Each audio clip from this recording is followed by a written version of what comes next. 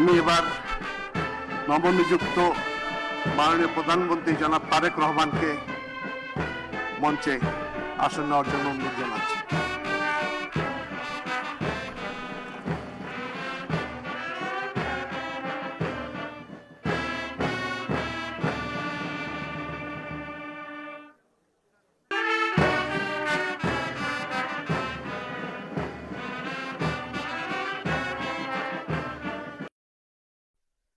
أعوذ بالله من الشيطان الرجيم. بسم الله الرحمن الرحيم.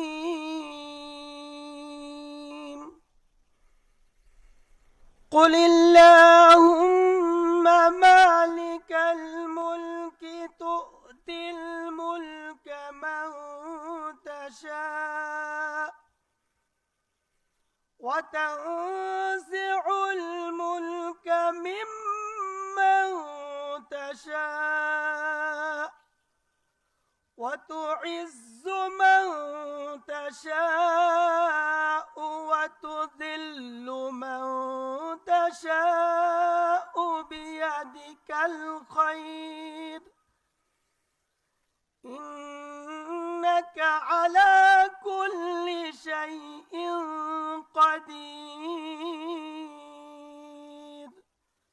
صدق الله العظيم.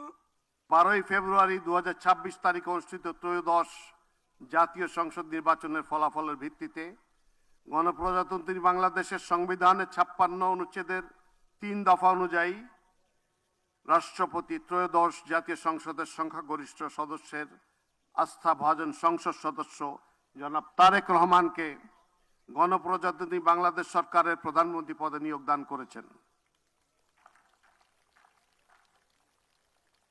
আমি এখন নবনিযুক্ত মাননীয় প্রধানমন্ত্রী জনাব তারেক রহমানকে অনুগ্রহপূর্বক রাষ্ট্রপতি মহোদয়ের নিকট প্রধানমন্ত্রী পদের শপথ ও গোপনীয়তার শপথ গ্রহণ করার জন্য সবিনয় অনুরোধ জানাচ্ছি। নবনিযুক্ত মাননীয় প্রধানমন্ত্রীর শপথ পাঠ পরিচালনা করার জন্য রাষ্ট্রপতি মহোদয়কে বিনীত অনুরোধ জানাচ্ছি। বিসমিল্লাহির রহমানির রহিম। বিসমিল্লাহির রহমানির রহিম। আমি সশ্রদ্ধ চিত্তে তারেক রহমান সশস্ত্র চিত্রে শপথ করিতেছি যে আমি আইন অনুযায়ী সরকারের প্রধানমন্ত্রী পদের কর্তব্য বিশ্বস্ততার সহিত পালন করিব। আমি বাংলাদেশের প্রতি অকৃত্রিম বিশ্বাস ও আনুগত্য পোষণ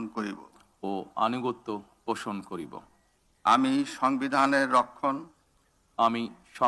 রক্ষণ সমর্থন ও নিরাপত্তা বিধান করিব। আমি ভীতি বা অনুগ্রহ অনুরাগ বা বিরাগের বশবর্তী না হইয়া সকলের প্রতি আইন অনুযায়ী যথাবিহিত আচরণ করিব। এবার মাননীয় প্রধানমন্ত্রীর গোপনীয়তার শপথ পাঠ পরিচালনা করার জন্য রাষ্ট্রপতি মহোদয়কে বিনীত অনুরোধ জানাচ্ছি। আমি তারেক রহমান সশস্ত্র চিত্রে শপথ করিতেছি যে সরকারের প্রধানমন্ত্রী রূপে যে সকল বিষয় আমার বিবেচনার জন্য আনিত হইবে বা যে সকল বিষয় আমি অবগত হইব তাহা প্রধানমন্ত্রী রূপে যথাযথভাবে আমার কর্তব্য পালনের প্রয়োজন ব্যতীত প্রত্যক্ষ বা পরোক্ষভাবে কোনো ব্যক্তিকে জ্ঞাপন করিব না বা কোনো ব্যক্তির নিকট প্রকাশ করিব না। ধন্যবাদ। মাননীয় প্রধানমন্ত্রীকে পদের শপথ ও গোপনীয়তার শপথ স্বাক্ষর করার জন্য এবং স্বাক্ষর শেষে নির্ধারিত আসন গ্রহণ করার জন্য বিনীত অনুরোধ জানাচ্ছি।